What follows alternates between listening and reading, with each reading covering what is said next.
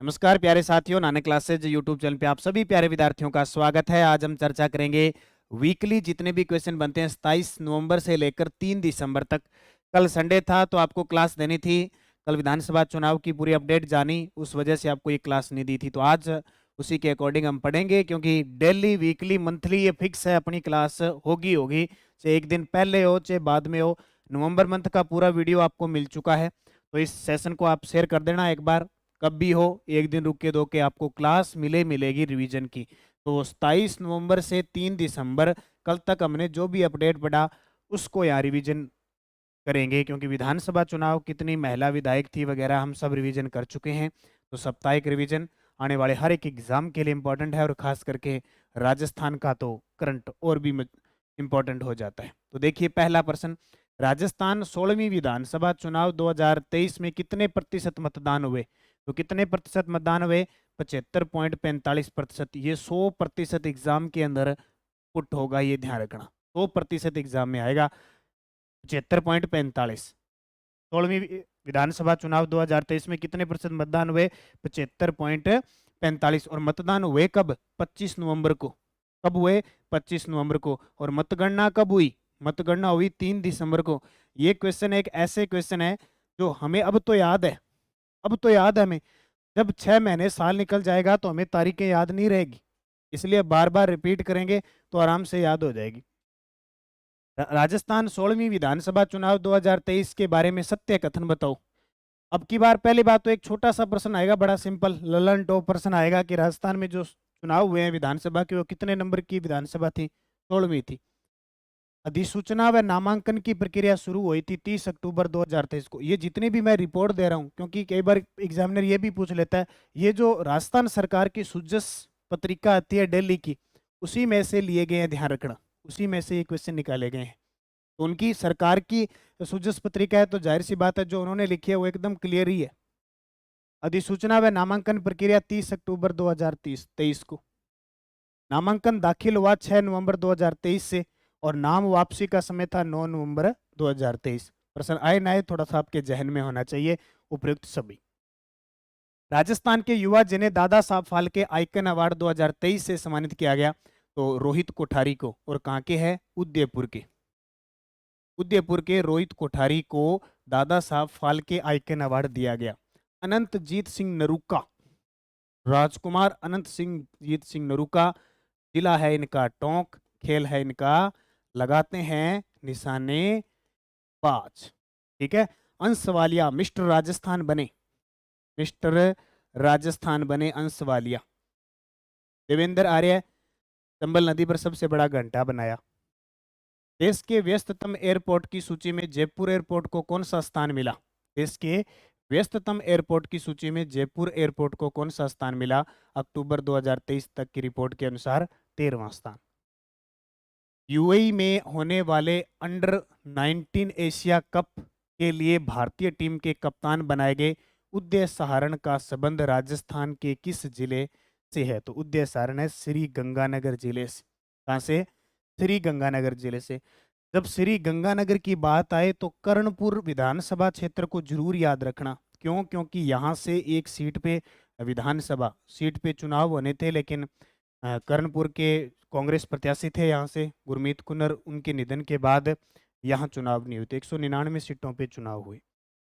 राजस्थान 16वीं विधानसभा चुनाव 2023 में मतदान प्रतिशत रहा। इस प्रश्न को लगा लेना स्टार, आने वाले एग्जाम में आपसे जरूर पूछा ही जाएगा।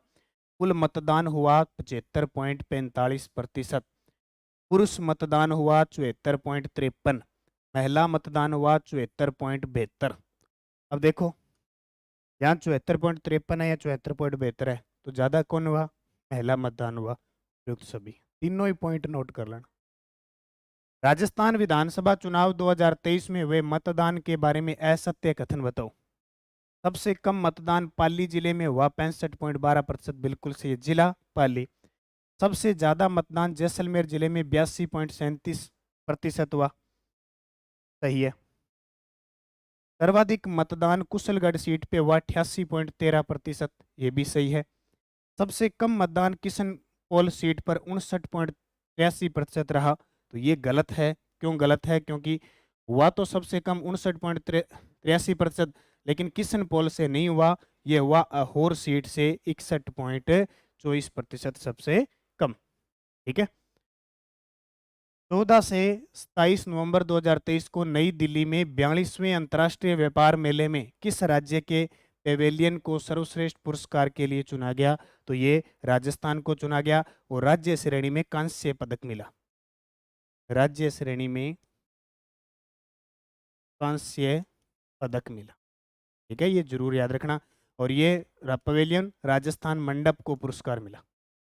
राजसिकों के द्वारा हस्तशिल्प के क्षेत्र में राजस्थान मंडप का आयोजन किया गया। पर्यटन विभाग द्वारा किस जिले में 25 और 26 नवंबर को मत्स्य महोत्सव का आयोजन किया गया? तो अलवर के अंदर मत्स्य महोत्सव बनाया जाता है, अलवर के अंदर। अयोध्या में आयोजित सीनियर राष्ट्रीय तीरंदाजी प्रतियोगिता में राजस्थान के विकास यादव ने कौन सा पदक जीता? अयोध्या उत्तर प्रदेश के अंदर है, सरयू नदी के किनारे है। वहां पे राजस्थान ने टोटल 3 पदक जीते, उसमें से विकास यादव ने कांस्य पदक जीता। 3 पदक के अंदर देखो, एक पदक तो ये आ गया कांस्य, एक पुरुष वर्ग ने जीता और एक महिला वर्ग ने जीता। महिला वर्ग टीम ने जीता, एक पुरुष वर्ग ने। और व्यक्तिगत स्पर्धा में विकास यादव ने तीरंदाजी में कांस्य पदक जीता। 25 दिसंबर से 30 जनवरी 2024 तक राष्ट्रीय खादी ग्रामोद्योग प्रदर्शनी का आयोजन राजस्थान के किस जिले में किया जाएगा? तो ये किया जाएगा जयपुर के अंदर। राजस्थान 16वीं विधानसभा चुनाव 2023 के बारे में सत्य कथन बताओ। देखो, उम्मीदवारों की कुल संख्या 1875 थी। टोटल 1875 उम्मीदवार प्रत्याशी थे मैदान में, अलग अलग पार्टी, भाजपा, कांग्रेस, आरएलपी, माकपा, निर्दलीय वगैरह सब। महिलाएं उम्मीदवार थी 183 और जीती कितनी? 20 जीती। पुरुष उम्मीदवार 1692, उपयुक्त सभी।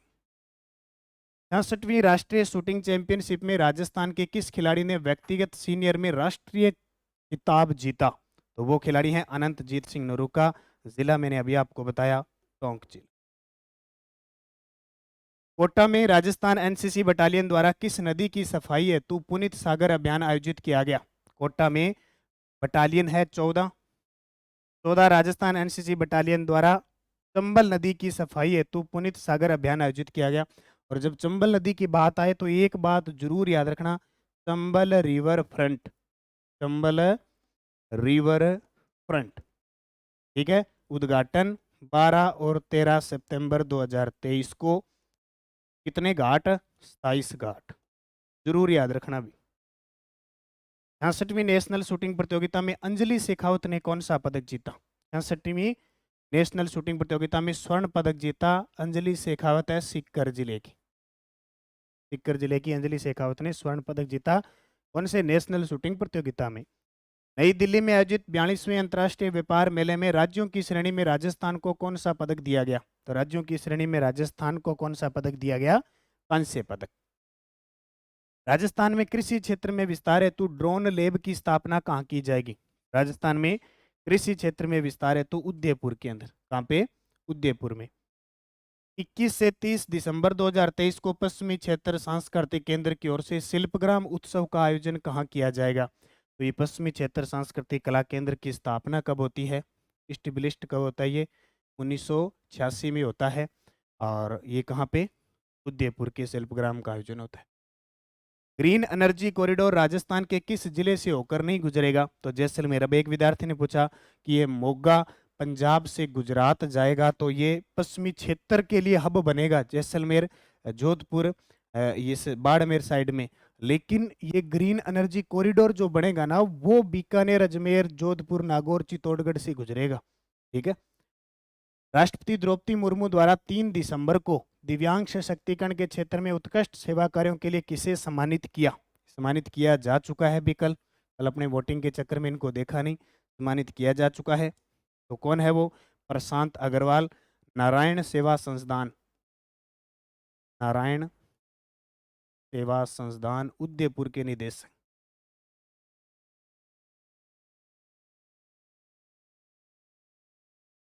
दिव्यांग के क्षेत्र में काम करने के लिए इन्हें अवार्ड दिया गया। 1 से 3 दिसंबर 2023 को कुंभलगढ़ फेस्टिवल का आयोजन कहाँ किया गया? कुंभलगढ़ फेस्टिवल का आयोजन कहाँ किया गया? तो कुंभलगढ़ कहाँ पे है? राजसमंद के अंदर। कुंभलगढ़ कहाँ पे है? राजसमंद के अंदर है, तो राजसमंद के अंदर किया गया। महात्मा ज्योतिबा फुले विश्वविद्यालय जयपुर के 8वें दीक्षांत समारोह में राजस्थान के किन पद्मश्री 2023 प्राप्त व्यक्तियों को पीएचडी की मानद उपाधि दी गई? तो उस्ताद अहमद हुसैन और उस्ताद मोहम्मद हुसैन, इन्हें 2023 में पद्मश्री मिला था। तो उत्तर हो जाएगा ए व बी दोनों। केंद्रीय जल शक्ति मंत्रालय द्वारा जल प्रहरी अवार्ड से किसे सम्मानित किया गया? केंद्रीय जल शक्ति मंत्रालय द्वारा जल प्रहरी अवार्ड से सम्मानित किया गया डॉक्टर मीना कुमारी जांगिड़ को। पिछली साल स्वच्छ जल श्रेणी में गायत्री को यादव को दिया गया, गायत्री देवी यादव को राष्ट्रपति के द्वारा। आशा रानी सुमन और शीला असोपा, इन्हें राष्ट्रीय शिक्षक पुरस्कार 2023 मिला। राष्ट्रीय शिक्षक अवार्ड 2023 दो का ही चयन हुआ अपने राजस्थान से, आशा रानी सुमन और शीला असोपा। जलवायु के साथ कृषि तकनीक के अध्ययन हेतु कृषि विश्वविद्यालय जोधपुर ने किस कृषि विश्वविद्यालय के साथ एमओयू किया है? मान लो जैसे जैसे जलवायु परिवर्तन होता है उस प्रकार नई कृषि तकनीक अपनाई जाए, इसके लिए कृषि विश्वविद्यालय कोयम्बटूर तमिलनाडु के साथ समझौता किया गया। आत्मनिर्भर भारत निर्माण रत्न 2023 किसे दिए जाने की घोषणा की गई? आत्मनिर्भर भारत निर्माण रत्न 2023 किसे दिए जाने की घोषणा दी गई? रूमा देवी। रूमा देवी कौन है? बाड़मेर, सामाजिक कार्यकर्ता है रूमा देवी। और राजस्थान शिक्षा विभाग द्वारा किस मिशन के तहत खाली कालांश में विद्यार्थियों को वीडियो के जरिए सिलेबस पूरा करवाया जाएगा? तो वह है मिशन स्टार्ट। किसके तहत? Mission start. और प्रधानमंत्री नरेंद्र मोदी ने किसकी 525वीं जयंती के उपलक्ष्य में डाक टिकट और 25 रुपए का सिक्का जारी किया? 525वीं जयंती पर डाक टिकट जारी किया और 25 रुपए का सिक्का जारी किया मीराबाई की, मीराबाई पर जारी किया गया। और विश्व जल आयोग के साथ 3 दिवसीय अंतर्राष्ट्रीय जल सम्मेलन का आयोजन कहाँ किया गया? विश्व जल आयोग के साथ 3 दिवसीय अंतर्राष्ट्रीय जल सम्मेलन का आयोजन उदयपुर में किया गया। तो ये थी आज की क्लास। और मैं आपको बताता हूँ 10 दिसंबर को आ रही है राजस्थान करंट अफेयर्स की स्पेशल पुस्तक,